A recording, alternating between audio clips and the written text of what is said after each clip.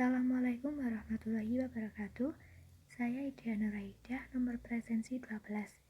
Di sini saya akan menjelaskan tentang pemanfaatan gelombang bunyi dengan judul Kebisingan sonar berpengaruh buruk bagi paus dan lumba-lumba. Sebelum masuk ke materi tersebut, saya akan membahas tentang pengertian sonar.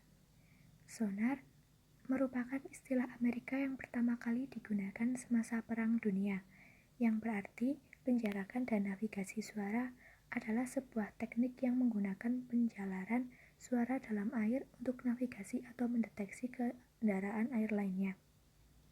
Sonar merupakan suatu teknik yang digunakan untuk menentukan letak benda di bawah laut dengan menggunakan metode pantulan gelombang.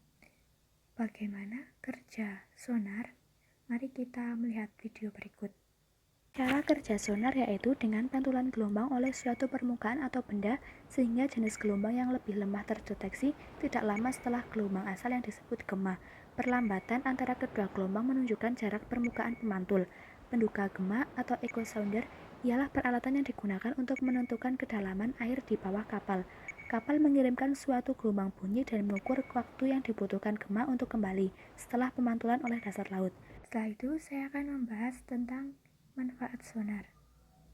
Sonar dapat digunakan untuk mengukur kedalaman dasar laut, mengidentifikasi jenis-jenis lapisan sedimen dasar laut, pemetaan dasar laut, pencarian kapal-kapal karam di dasar laut, dapat mengetahui daerah diduga mempunyai kelimpahan atau kepadatan ikan yang tinggi, dapat memberikan informasi kepada nelayan setempat, sekaligus mengevaluasi kinerja unit penangkapan yang digunakan, sehingga dapat dihasilkan hasil tangkapan yang optimum, dan dapat memberikan informasi kepada pelayaran agar terhindar dari bahaya-bahaya kapal kandas dikarenakan dangkalnya suatu perairan.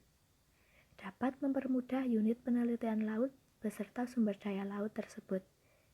Selanjutnya kita masuk ke materi tentang kebisingan sonar berpengaruh buruk bagi paus dan lumba-lumba. Sebelum saya membahas materi tersebut, mari kita lihat video berikut.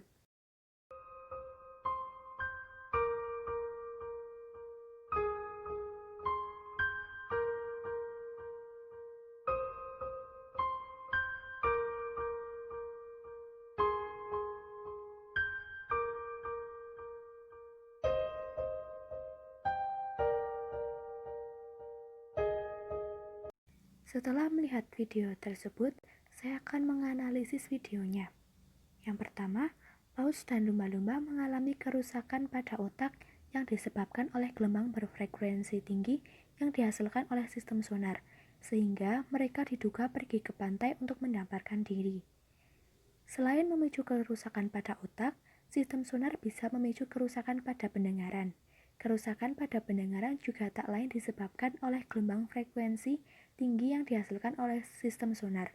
Poin yang ketiga adalah merusak komunikasi antara mamalia laut. Contohnya, bisa kita ambil adalah komunikasi antar paus dengan lumba-lumba. Kedua mamalia laut itu mempunyai sistem navigasi untuk mendeteksi objek di sekitar mereka dengan cara menggunakan pendengaran mereka serta menggunakan sistem sonar untuk berinteraksi satu sama lain. Namun, bagaimana kalau sistem sonar menghasilkan frekuensi tinggi mengacaukan sistem komunikasi antara mamalia laut dan menghalangi komunikasi? Maka, mereka akan mengalami pergerakan yang berbeda hingga membuat mereka tersesat dan beberapa kasus ditemukan bahwa bisa hingga terdampar ke pantai. Selain berdampak pada mamalia laut, saya akan menjelaskan dampak lain penggunaan sonar, yaitu poin pertama, menimbulkan gelombang di laut. Saking kuatnya frekuensi tinggi dari sistem sonar bisa membuat gelombang di laut. Namun, tidak akan berdampak baik jika ada mamalia laut yang sedang berada di laut.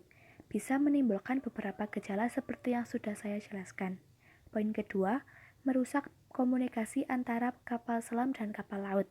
Hal ini juga disebabkan karena jika ada sistem sonar lain yang ikut bergabung dalam komunikasi antara kapal selam dan kapal laut, otomatis juga akan terhalangi dan terjadilah kerusakan komunikasi antara kapal selam dan kapal laut, membuat kapal laut tidak akan bisa menemukan kapal selam karena disebabkan kerusakan komunikasi. Sekian yang dapat saya sampaikan. Kurang lebihnya, saya mohon maaf. Terima kasih. Wassalamualaikum warahmatullahi wabarakatuh.